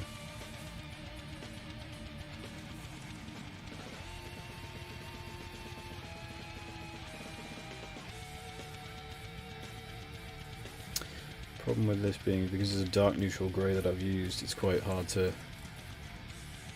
Well, it's not hard, but it'll take longer to build up the colour that I want. So I may have to sacrifice a bit of the colour on this. But that'll be fine.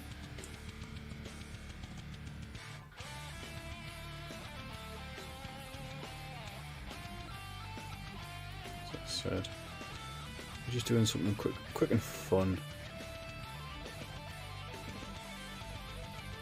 So there's something to slap out on the table and be like, hey, I did that.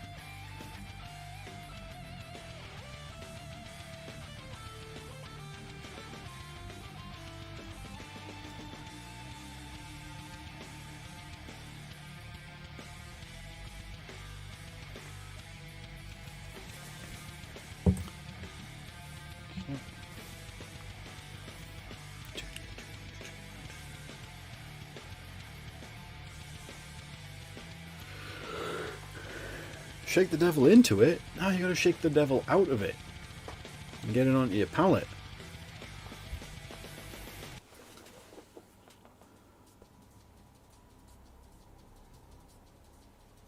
That's how we bring back the moral panic of D&D and whatnot.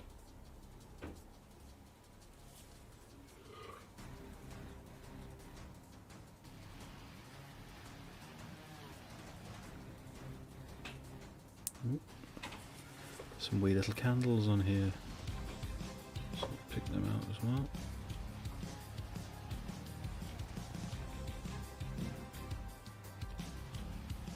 So, I know not everyone's a mini painter that's tuning in tonight, but those that are, what are people working on?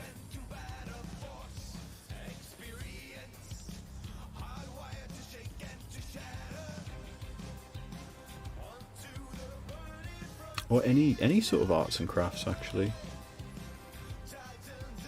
Doesn't have to be mini painting. Arts, crafts, hobbies, you know. What are people on with? What do people like to do in their spare time?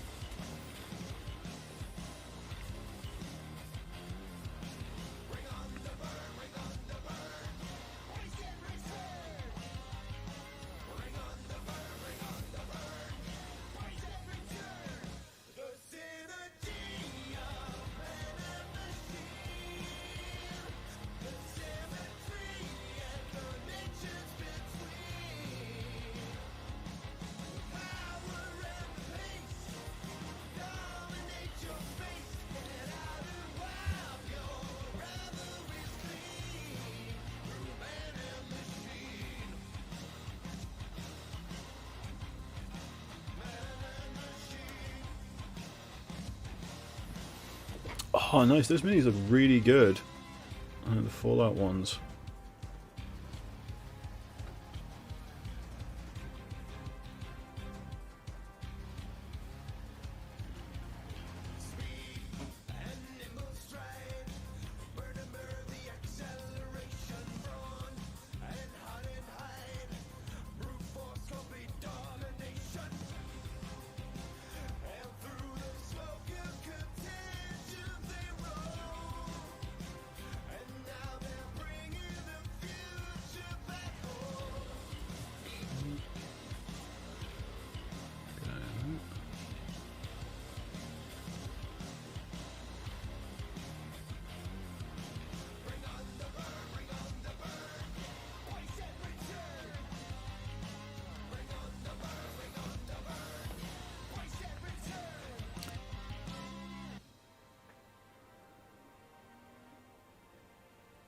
Oh, I know the feeling there, Goblin Mate. Ooh, Ghost in his Shell. Inspired bust. That sounds awesome. I've only painted one bust. That was for a painting competition. Well, it's a bit of painting challenge. Me and Green Skull went head to head for. good fun.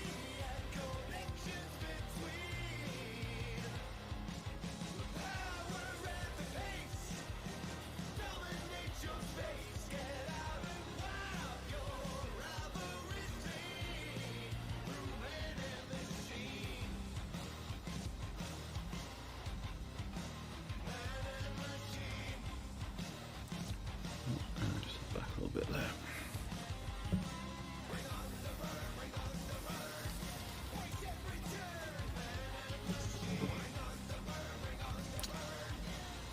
That's baller as fuck, Jackaped. I'm sorry if you've already mentioned your woodworking before, but I did not know that. That is amazing. I would love to be a bit more like practical with the stuff.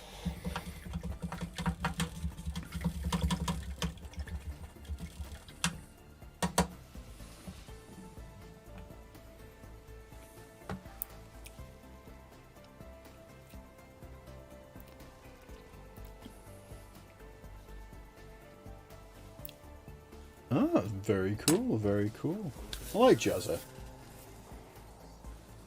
makes arts and crafts, like, you know, makes like arts and painting and stuff like that a lot more approachable and widespread. It's cool.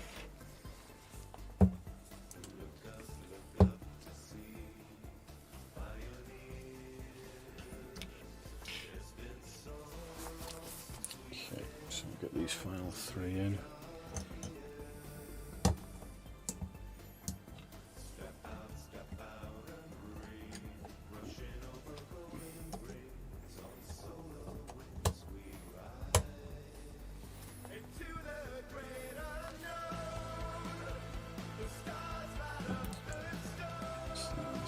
Do I use that?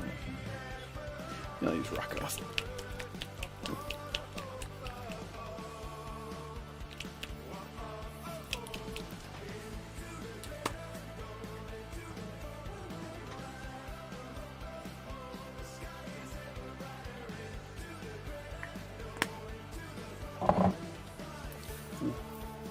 Itchy.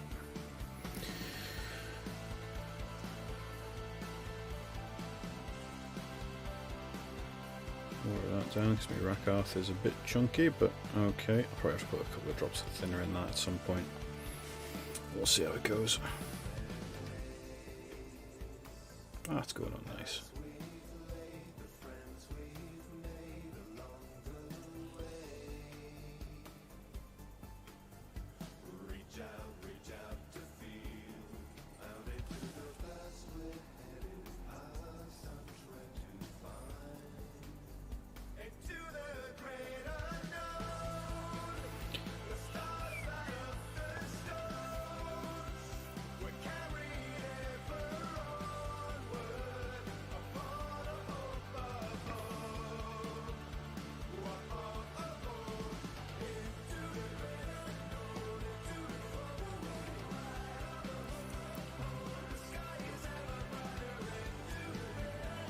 That is reassuring, Jackaped, that you've not mentioned it before, otherwise I'd feel like a colossal ass being like, oh, you do woodworking. It's like, yeah, I've mentioned it a lot. Like, you know, said about this, and I'm like, ah, this is new information. Because I am really bad for remembering stuff. I was joking the other day that, like, I think, what was it? Somebody was asking me something about Necromunda, and I was just like, I don't know anything about Necromunda. It's like, don't you know everything about Warhammer? It's like, look, I can keep, like, at max, like, 3 game systems in my mind at any one time, and then I start forgetting the names and faces of family members. So, like, there's only so much space, and then I've got to sort of, like, move some stuff to the side and then re-remember it later.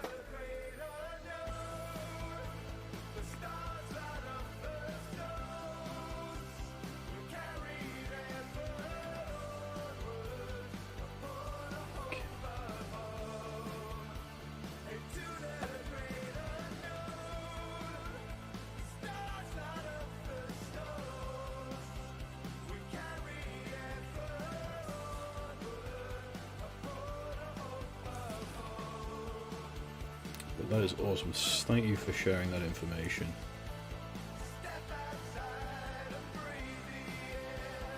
if you've got any builds or anything like that you want to show off, like put that in the Discord as well.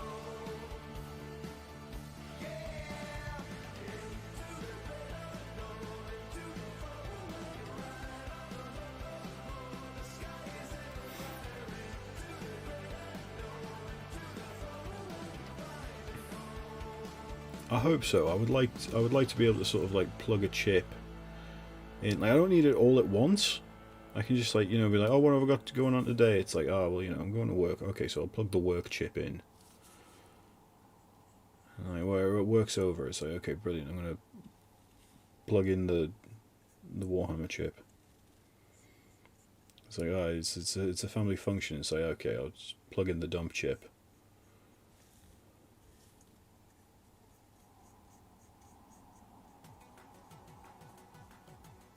And I think that'd be fine.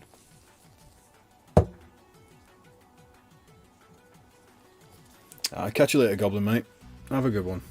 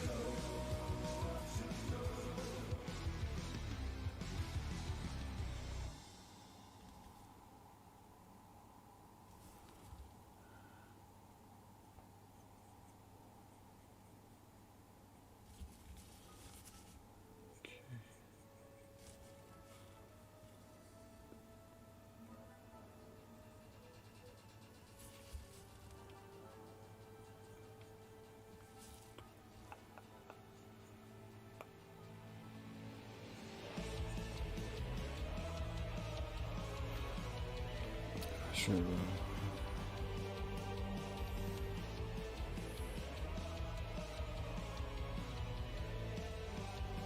Interesting. I've never worked with like wood or metal before. Well, I did DT like way back in the long ago when I was a kid, but I was god awful at it. Tried to make a clock,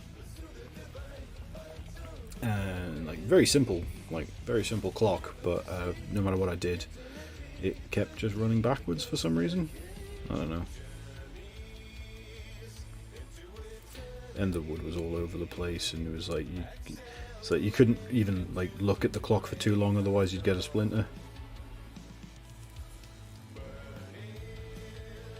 It was just a mess of glue and springs and plastic and wood because I used various different textiles.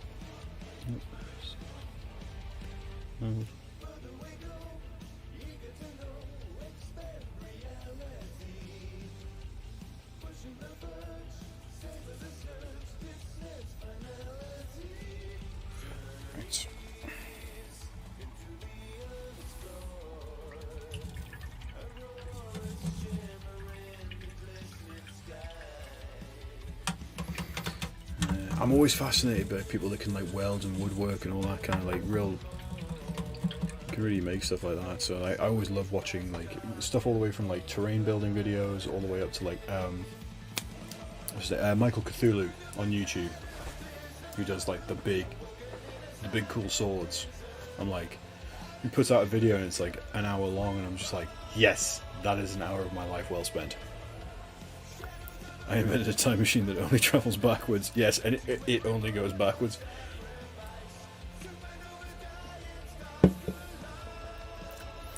I've just seen the time. I didn't do it. I didn't manage it. But I'll tell you what, we'll have a look at what we did. What we did manage. So I'll follow up to like here. Yeah, we'll take him. Just get on there.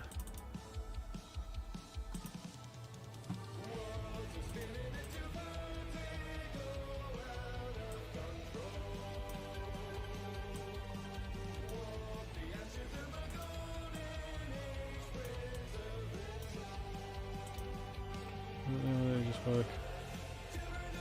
Yeah, that's good.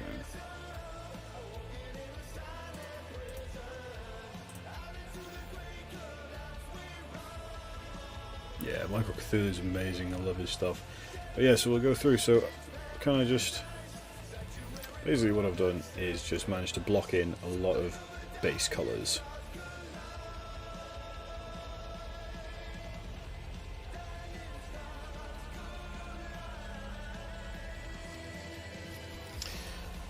Woodworking isn't that difficult, just as long as you double triple chain measurements. Yeah, it was something my granddad always used to say when he was doing like DIY project and things. It was measure twice, cut once, and then always check your fingers.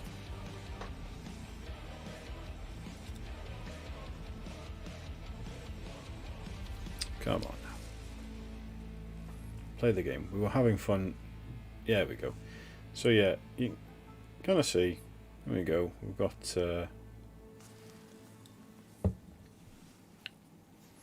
Got a couple of them done, at least with some base coats there. So I need a